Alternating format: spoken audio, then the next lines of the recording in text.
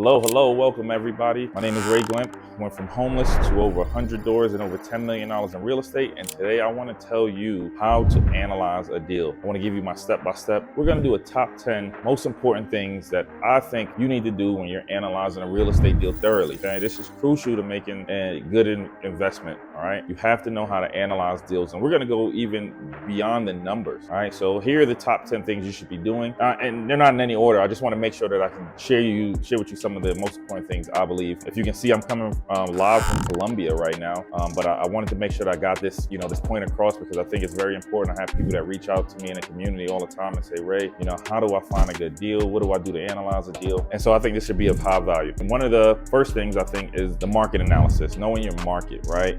Researching the local market, make sure you understand the trends, make sure you understand, property values, rental rates, the economic factors that could affect the property's performance, right? You have to know these things. This is very important, knowing the market. I always say know the market like the back of your hand. And so make sure that when you're analyzing a deal, you want to make sure that you know the market, okay? Markets change. We had a school that shut down in one market that I know of, and a lot of the jobs were lost. So if you were just analyzing that and you just did a numbers basis and said, man, this looks like it cash flows, but didn't know the actual market, that would be actually probably a terrible investment. So make sure you do your market analysis first, okay? Location. You got to evaluate the neighborhood. Make sure you're buying in a desirable neighborhood. Look, real estate doesn't work without people, and if people don't want to live there or, open up work there, it might not be a good area, okay? You have to think about safety, the proximity to amenities. So a lot of people message me when they're looking for places, hey, is this in this school district? Or, is there transportation here? And you also want to think about, like the future development. What is going to be here in the future for this property? So always look at future development when I am looking at these types of properties. Very, very important. So your location. We hear it all the time in real estate. It is very true. The next thing that I will be looking at as well is going to be your property condition. What type of shape is the property in? You want to make sure that you do an inspection. I always recommend doing inspections. You want to assess, the physical condition, any repairs, any renovations that are going to need, because this is going to factor into the cost, the numbers, right? So we're going to talk about the numbers, but you have to know the condition, because if you're going to do renovation, what's that process going to be like for you? Okay, that is really going to factor in. Let's say you have some vacancy. You're going to have some vacancy while you renovate it. Does that still work for your cash flow? Okay, so you have to know that property condition before. And I also like to know the property condition, like I said, so I can kind of have a punch list as well. So when I have an inspector go out, when I get that inspection report back, it's a punch list. It's the things that I need to handle. Do I need to put out this fire here? What's most important? What things can I kind of put off till the end? What are going to be more beauty amenities versus things that are actually need done? So the property condition is very, very important. Make sure you understand it before you purchase. And a lot of people come to me when it's too late. I've noticed a lot of people come to me when it's too late and they've already purchased a property and they're way over their head, right? Do not wait till it's too late, right?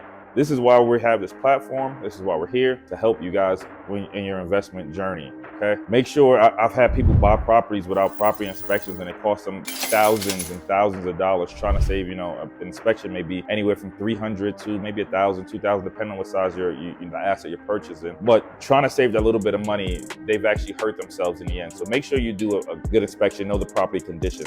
Next, I will be looking at comps. Right. I want to analyze recent sales of properties in an area, especially anything under 4 units. Even when I'm buying multifamily, though, I still want to look at the comps. Multifamily is going to be based off cash flow, and we'll talk about cash flow, but I want to look at the comps in the area to make sure that I am getting a fair price, the best price, and also think about potential appreciation, right? If I'm buying this house for $200,000 and I see a similar house just sold for $230,000, I want to think about what are the differences between this house and what can I do to add value to get to that number, right? Because if you can get into that $30,000 spread by adding maybe $1,000, $2,000 update, you can create that equity, that paper money. So when you do go to sell it, and we're going to talk about exit strategy too, because that's a very important one. When you do go to sell it though, you already have that game plan. That money's there. So appreciation is going to be very important. What's also the appreciation in the area too? Is it a good, again, location, desirable neighborhood? Do people want to be there? Again, real estate doesn't work without people. So supply and demand is very important. Cash flow, okay? We all know about cash flow, but I want to talk a little bit about it before, right? Before you buy this thing, you have to analyze what your potential cash flow is, okay? You need to make sure you understand the, expected rental income. You have to also know your operating expense, right?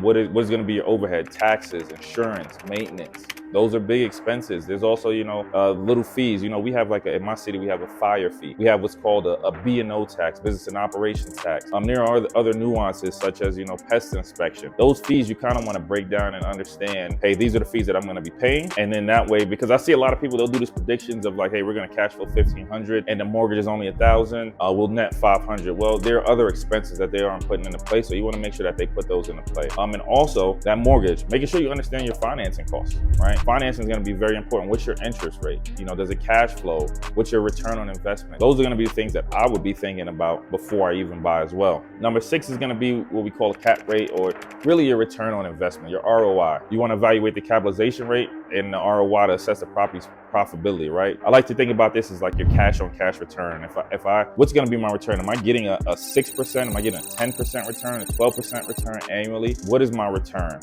And usually whenever I think about my cash on cash return, how hard is my money working for me? So if you're only getting a 3% or 4% return, I want to ask you this: would you be better to put that money in the stock market and maybe have a chance of getting an 8 to 10% return with less headache? So that's how, when I invest, I'm thinking about how hard can I make my money work for me.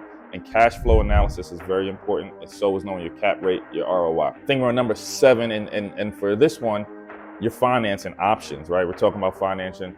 Making sure that you know what your options are, the terms, understanding the impact on the cash flow, your overall return, also your buying strategies. Is this going to be a fix and flip? Is this going to be a buy and hold? Are you going to BRRRR it, right? You have to know those as well. But your financing option is a big thing you guys need to worry about. And I love to help you guys. If you're not in our free Tuesday masterclass, make sure you comment below to get into that class as well. But if you're not there, reach out to me for sure, because we have lenders available, right? We've lent over hundreds of projects. We have lenders available. I think lenders have lend, I think, over 100 million, right? So we have the capability to help you find those lenders. That's what we're here for. That's what this community is about, helping you get to that next step, okay? Legal and zoning, very, very important that you are very familiar with your legal, the things you can and can't do, and your zoning, making sure that the property meets all the local building codes. All the laws are good, regulations are good. And then you want to check for legal issues such as like liens. Are there any liens or cloud on titles, easements, any encroachments, things that could affect the property in a negative way, or could even help you in some ways, okay? So we've purchased property that we had a easement, but we were able to purchase the other side of the property, so we were able to fix it. So there are tons of ways that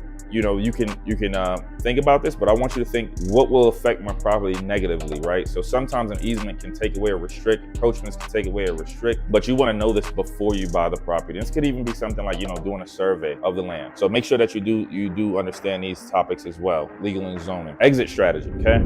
I always recommend for people in my community, students here, have 3 exit strategies, right? You want to plan it. So whether it's, hey, I'm going to buy this, I'm going to sell this property, buy it and refi it, or I'm holding it long term. This is one I just want to hold on to, pay down the debt, hold it long term. You got to consider the market conditions and potential buyers, investors. You need to know this exit strategy, and I always recommend having 3, right? Have 3 exit strategies. If plan A doesn't work, because things change. We just went through COVID. We're in a high interest rate environment, so you might have bought a project thinking, hey, I'm going to buy and hold this, and then when it's time to refi it, when it's time to refi it, the interest rate's so high, it doesn't make sense. It doesn't cash flow. You might have to leave money in a deal. Maybe that's something you're not comfortable doing, so you might need to sell that deal. So you need to have that exit strategy in mind. And we always plan for worst case scenario. We hope for best, but plan for the worst. And that's what makes you successful, okay? Finally, is going to be understanding your risk, right? Number 10, understand your risk. There are risks in real estate. It's an investment, all right? There are market downturns, like I mentioned, but there also might be local market downturns, such as that school leaving. That's a local market downturn. You have to understand that there is risk for that. I just saw, I believe in Atlanta, they just cut 5% of the hospital staff, right? That is a market downturn. That is something that may shift the environment and climate of real estate in that area. Vacancy rates. That's going to directly affect your vacancy rate. Tenant issues. What is your tenant pool? What is your tenant avatar? There's other unexpected expenses as well. Eviction process. You have to develop strategies to mitigate all of this, right? Because this is the goal. Even though it's an investment, you want to be able to think, how can I leverage and make sure that I mitigate any risk possible? Things happen, but I want you to be prepared, okay? You need to be prepared for when things can happen. I think those are the top 10. I have a whole list guys, and we do this in the community. If you haven't joined, click the link below. Hopefully this brought you some value, but click the link below. We have a free mastermind that we host every Tuesday. It's gonna be this Tuesday, 6:30 p.m. Eastern Standard Time. It's a free masterclass. We teach stuff like this. It's live. I want you in the room. You can talk with us. We bring on specialists. We brought on a guest that talked about, short-term rentals. We've done financing. We've done everything, and we cater it to the topics that you want to hear. So I love to see you. Click the link below. Happy investing. Enjoy your day.